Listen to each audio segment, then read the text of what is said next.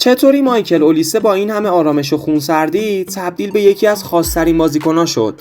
اولیسه از اون فوتبالیستاییه که هیچ وقتی عجله نداره، چون میدونه عجله اشتباه میسازه. وقتی توپ به پاش میرسه زمان برای بقیه تندتر میگذره، اما برای اون انگار همه چیز آرومه. دریبل‌هاش برای تشویق تماشاگر نیست، هر حرکتش یه نقشه است. سرش همیشه بالاست، چشماش دنبال فضاییه که هیچ کسی نمیبینه.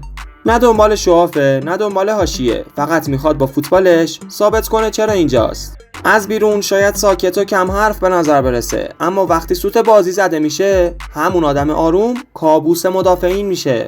مایکل اولیسه فقط یه وینگر نیست، اون بازیکنیه که قبل از لمس توپ فکر میکنه، هنگام لمس توپ خلق میکنه و بعد از لمس توپ همه رو مجبور میکنه دوباره صحنه رو ببینن.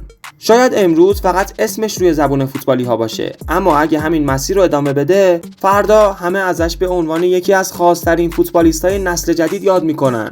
به نظرتون مایکل اولیسه میتونه برنده توپ طلا بشه؟ حتما نظرتون رو کامنت کنید و برای ویدیوهای بیشتر چنلمو سابسکرایب کنید.